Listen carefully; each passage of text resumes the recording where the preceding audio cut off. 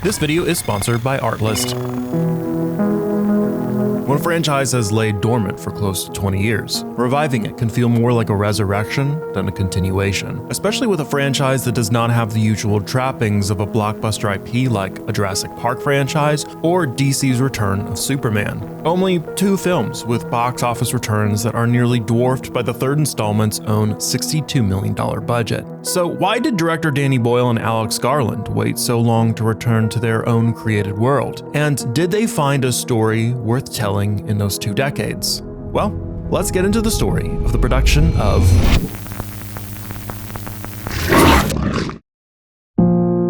After the release of 28 Weeks later in 2007, a film that, while it made $65 million on a budget of $15 million, was still short $20 million from what the first film achieved at the box office. Fox Atomic, a distribution label of 20th Century Fox and Fox Searchlight Pictures, who had helped develop the 28 Weeks Later film, had their eyes on continuing the franchise all the way to 28 years later. They would hint that they were developing the sequel 28 months later before the release of 28 Weeks, signaling that it was contingent, though, on how well 28 Weeks would perform at the box office. But by June, there was reporting that the sequel was not in the cards based on the box office returns, and Danny Boyle, while not completely extinguishing any hopes of another installment, didn't really provide any boost of hope to the situation either, saying, "I'm not particularly keen on franchises. I find it really depressing that they're so successful. It used to be, when I started, that a sequel would only make 60% of what the original movie did. Now, of course, the sequels are much more successful than the originals. I'm more interested in doing originals. If you can come up with good enough ideas, people will come and see original films, rather than the rehash, rather than the sequel." The difference between making something in a kind of enthusiastic, non-cynical way in comparison to a project that is generated by a different sort of imperative, which is there should be another one. There was not much movement, really, on the franchise, with Fox Atomic eventually getting shut down in 2009 after only making 7 films, casting further doubt on a sequel. Alex Garland would mention in 2010 that when we made 28 Days Later, the rights were frozen between a group of people who are no longer talking to each other, and so the film is never going to happen unless those people start talking to each other again. There is no script, as far as I'm aware. Danny Boyle had also seemed to get increasingly fed up with the questions about a return to the franchise, saying in a 2013 interview that, "I don't like zombie movies. I never did. We took a genre and with it. Zombie aficionados, they're quite precious with all their rules, like with running. They don't do that. It's 40-60 whether it happens or not." But fast forwarding to 2015, Alex Garland seemed to bring back the possibility of a return to the zombie world, saying, "We just started talking about it seriously," he explained. "We've got an idea." That idea at the time was for 28 months later, because with how the franchise was going, if they went to 28 years later, they would only have one more place to go. 28 decades is taking the Garland would say. But although there were clearly ideas, Garland and Boyle had already been distancing themselves from the sequel after handing that off to a different writer and director crew entirely, and at least on Garland's part, frustrations with how 28 Weeks turned out to be a further push away from the franchise. And that's apparent from the beginning of the film. Cillian Murphy would also signal an interest to returning to the franchise in 2019. But it really wasn't until 2023 when the development of the film really started picking up, with a script getting changed to 28 years later, and the idea of a new trilogy based around 20 years later getting confirmed in January 2024, when the project was officially greenlit. After 17 years of development hell, the chance at continuing the story was just around the corner. But this new story would not involve anyone from the original 2 films, and would, in some ways, feel more like a brand new story than a continuation of the rest of the franchise. Waking Zombie Subject 82 for Trial Experiment Drug 7A. Subject 82, can you hear me? If you can, walk towards the monitor. Good. Now take a seat. Good morning, Subject 82. Let's continue where we left off from yesterday. As you've slowly regained consciousness from your zombie state, you are now slowly regaining your ability for cognitive experience, and we will be utilizing a visual and auditory experiment today for you. Thankfully, our sponsor, Artlist, has provided all of the assets we need for this experiment today. So, let's begin. Cold. Increasing auditory frequencies.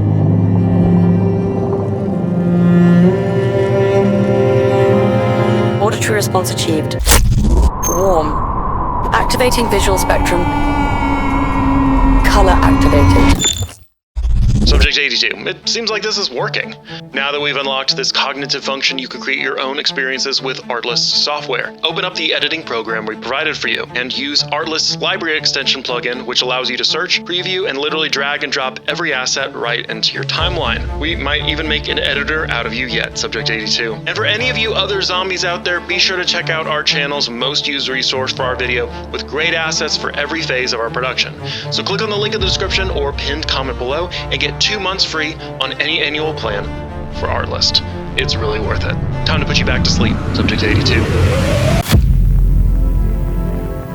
Production would begin on May 7th, 2024 in Northumberland. And to get ready for this opening day of shooting, they had already put a casting call out to the locals, with Candy Marlowe, the second assistant director, who was put in charge of finding people to fill out the crowd scenes, would put out a request for people of all age, race, and gender, and had an overwhelming response. But what they really needed were babies.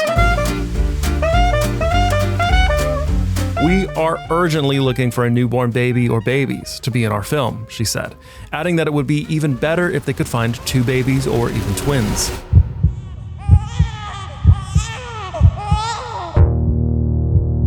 Returning as cinematographer was Anthony Dodmantle, who, if you remember from our first video on 28 Days Later, was a sort of pioneer of early digital camera usage for filmmaking in his film, The Celebration. But this time around, instead of using a mini DV camera or utilizing any of the high-end digital cinema cameras that have been developed over the last 25 years, Danny Boyle and Dodmantle chose to use a different innovation of the 21st century. iPhone 15 Pro is packed with industry-first innovations and features our users are going to love. If you are at all into camera tech and cinematography, this is nothing new. But if you're hearing about this for the first time, you may be a little bit confused. In a way, it is a good surprise. In another, it was kind of expected that the series would be revisited using consumer gear. While the iPhone is nowhere near cheap, in a cinema setting its cost is peanuts when compared to proper cinema cameras. Budget, however, wasn't much of a concern. This really comes down to purely stylistic decisions. 28 years later follows in the footsteps of the first movie in terms of style. The image isn't all that sharp, it's littered with artifacts and is heavily distorted. It establishes an uncomfortable and distressed look which thematically ties in perfectly with the movie. So we decided to shoot it on the upgrade of what was ubiquitous domestic video cameras like the Canon XL1, and that's smartphones, that they're everywhere, and you can use them to be very lightweight in the countryside, which we wanted to leave unmarked. This look definitely wasn't achievable with just iPhone cameras, of course. It required an impressive rig that included an iPhone cage that could be used to mount cine lenses to. And as you might already expect, they of course used really expensive anamorphic lenses to get a nice and wide aspect ratio and that beautifully gritty and distorted look they were going for. We use a widescreen format of 276. Yep. It's quite a rich image and a very like a wide scanning image that you can look, and we wanted nature to look extraordinary in those images because it's been left alone for all that time. The iPhone has also, over the years, added a lot of professional features to its camera settings. It's so good, in fact, that it was even reviewed by CineD, a company that is well known for testing cameras in the professional and prosumer categories. Now, why do we think a phone is a professional camera and worth testing in our lab? Yeah, that's an interesting question, and so far we have never considered a phone to be tested in the lab, but 2 things have changed. For one, Apple is now providing a real log mode with a proper white paper, and secondly, it also has professional codecs like ProRes, and you can tap into that also via an external storage device via USB-C. Now, just like in 28 Days Later with the Canon XL1, the iPhone has its advantages and disadvantages when it comes to using it for film. Even with all the extra expensive lenses and setups, one aspect about the iPhone 15 is its noise floor, dynamic range, and exposure latitude. When CineD did their evaluation on its dynamic range and noise floor, which for those of you who are not camera people, dynamic range is the ratio between the brightest and the darkest tones a camera sensor can capture in a single image. It essentially measures how well a camera can handle scenes with both brights and highlights and dark shadows without losing details in both of those extremes. And while the noise levels of the test show capabilities of the iPhone 15's dynamic range that looks similar to that of an ARRI Alexa chart running the same test, that ends up sounding a little bit too good to be true, right? How does a sensor on a $1,000 iPhone match a $70,000 to $80,000 camera? Well, Cinematography explains what is actually going on here, saying, in the end, it turns out that those high image test values are achieved with a really high internal noise reduction, confirmed by the latitude results of 5 stops, which is on the very low end in our benchmark.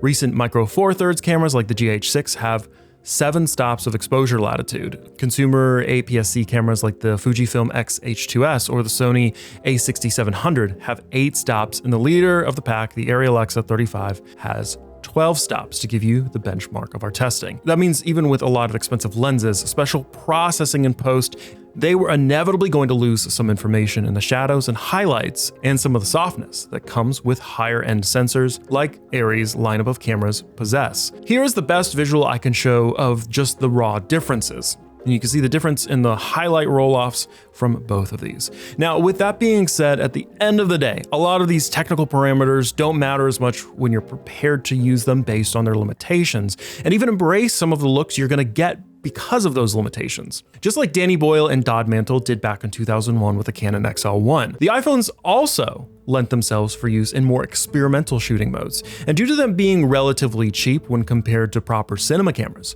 you could hypothetically use 20 of them at the same time. Speaking of, that is how the iPhones were used from time to time, strung together an array of 20 and bolted to a sheet. The smartphones simultaneously recorded a zombie running through the woods. The team intended to use a technique called bullet time to create an impossible slow motion-like effect. Bullet time, of course, was popularized by The Matrix, which used it at multiple points in the series. The effect is incredibly simple. Typically, you get a bunch of still cameras and set them up in a sequence, the actor performs an action, and the synchronized cameras are triggered in sequence, essentially creating a motion picture, not with one camera, but one camera per frame. The effect is used rather widely in film and TV, yet it requires many identical cameras in a controlled environment, which is not what we're seeing in the case of our zombie running through the forest, and likely the iPhones weren't recording stills either. The team could have used bullet time to swivel around the zombie in motion, either sweeping from one end to the other or even back and forth to achieve an unnatural look. Now, we've talked a lot about the iPhone for this production. With 20-piece iPhone arrays, ridiculous cinema camera rigs built around those phones, and the marketing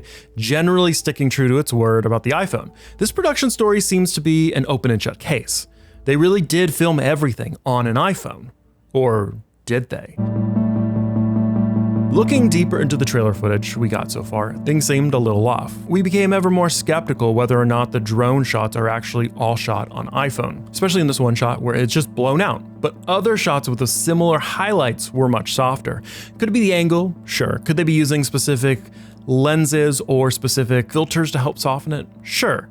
But some of the shots looked like they matched more with the iPhone footage, and others just had more softness to them. So we went digging. This led us down a bit of a rabbit hole, trying to figure out just what this mysterious B camera could be. We quickly found the company that made their drones available to the 28 years later team, a company named Aerial Works that is based in Scotland. They used a rather large drone that is capable of carrying heavier loads to attach a camera to. Yet looking through the images on the company's Instagram account, we came to the realization that whatever is behind that lens, it did not look like a smartphone in some cases.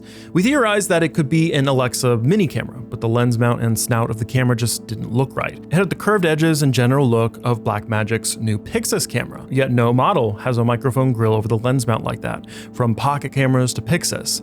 Nothing made sense, and it really threw us for a loop going through every obscure camera manufacturer and company we could think of, until we found the camera that was used by dumb luck. The Panasonic AU EV1. Panasonic is a strange brand for cinema cameras, especially for high-budget movies. Names one would expect are the aforementioned Arri, Sony, or Red, to name a few examples. So what makes this 2017 camera so special? This rather strange footage from Philip Bloom, showing trees with white leaves and an almost hauntingly beautiful sky, was acquired on the EV1. It was shot in infrared by essentially removing the IR cut filters and by utilizing some kind of lens filter that only lets through a select light spectrum. This is the same effect used for Dune Part 2 for when they are dueling under the black sun. Now, I'll leave it up to your imagination what it was used for on 28 years later, as I don't want to spoil it. But it's an interesting camera that we really did not hear anyone talking about for this production. In the end, it will be interesting to see how well this film performs at the box office, especially since they've already wrapped up filming the next installment in the 28 Years trilogy, The Bone Temple, coming next year. So if you've already seen the movie, let us know what you think in the comments below, and be sure to check out our entire series on the franchise right here.